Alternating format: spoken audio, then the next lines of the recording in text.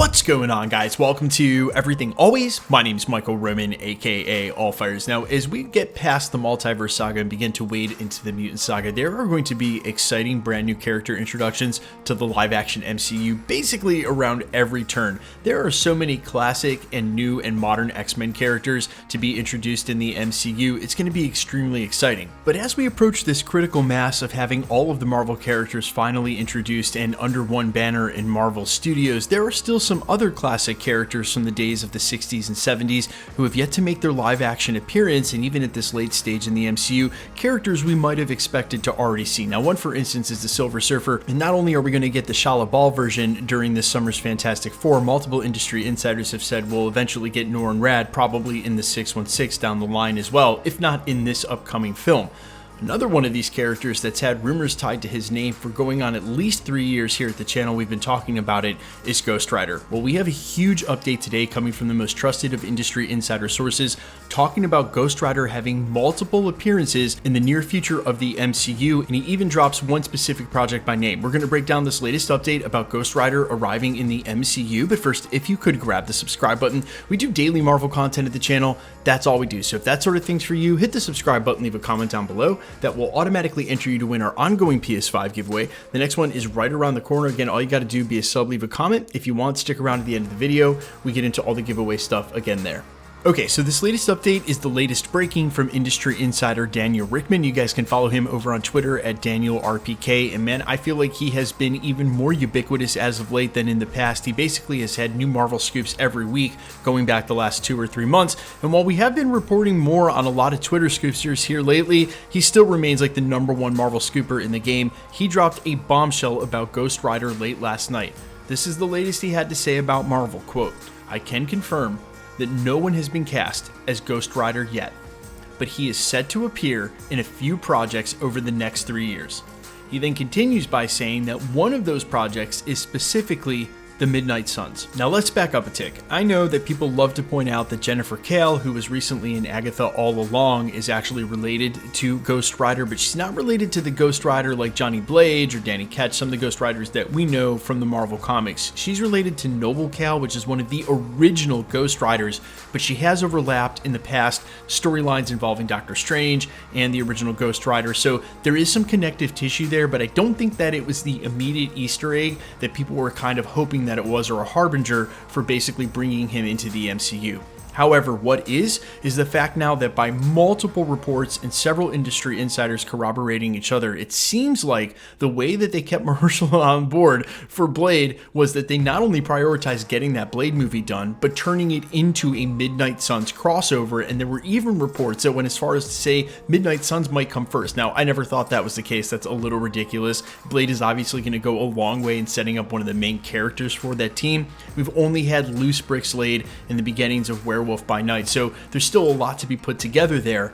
However, we do know that that project is going forward at the MCU as an extension of the Blade film, and Ghost Rider is 100% one of the members that you would expect to end up on this team. Now, the second part of this is super interesting, that it's going to be in the next 3 years, because let's face it, the next 2 are basically completely consumed by what's going on with the Multiverse Saga. And as you would have expected, we've already had reports that we're actually going to see Nicolas Cage returning to reprise his role as Ghost Rider alongside Wesley Snipes' Blade and some of the other classic Marvel characters for the eventuality that is a huge battle in Avengers Secret Wars. I wouldn't suspect them to be casting a brand new Ghost Rider, and at the same time, so that both of them would be competing for very limited space now in the storytelling and narrative for the Multiverse Saga. And even though he's filming right now on Spider-Man Noir, we've also heard that there have been requests for him to return as Ghost Rider, and Nicolas Cage has simply said no. So there could be a real opportunity here for Marvel to introduce a new version of that character and want to involve him in Avengers Secret Wars, but it doesn't seem like there's any immediate movies here where his introduction would make a lot of sense, save a Doctor Strange 3 that perhaps could work its way into the Multiverse Saga. Still, it would be a far cry from what we expected the story to be, with him and Clea in the Dark Dimension trying to investigate incursions. Now, there is one other character introduction that is heavily rumored for the end of this year. That's in Ironheart. where we know that the TV show primarily is based on the idea of tech versus magic. It's been heavily rumored that Sacha Baron Cohen would be playing the role of Mephisto in the MCU as the ultimate villain in that show, and there were teases again for that as well, and during the most recent Agatha All Along. So more than the Jennifer Kale Easter egg, I would kind of fall into the Mephisto Easter egg, House Eric Voss over here, in the whole Mephisto of it all of the MCU, but I would more be willing to buy into that, and if that's true, then I think there is some real opportunity for Ghost Rider to play into the story because of what you can do with Mephisto as a villain, and that I can see. There is an opportunity to actually introduce the character. Outside of, say, Ironheart and Doctor Strange 3, I have no idea where else 2 or 3 appearances could happen here in the next couple of projects before a Midnight Suns, unless they want to team him up with, say, something like Blade in his film, but then we're really already sort of getting towards a Midnight Suns, or that real weird rumor we heard that he might actually be showing up in the next Spider-Man movie, but let's face it, these Spider-Man rumors have gotten completely out of control. Villains have been cast, new love interests are all over the place, and they're introducing 10 different characters. It's probably none of it's true. And I think really the holding pattern that Spider-Man 4 has been stuck in, as I've said in previous videos, probably has to do with them just waiting on Marvel to call and say, we've got it, this is how Doomsday ends, this is how Secret Wars begins, insert your Spider-Man 4 here. But you guys let me know all your thoughts down below. A, which version of Ghost Rider should they go with right off the bat?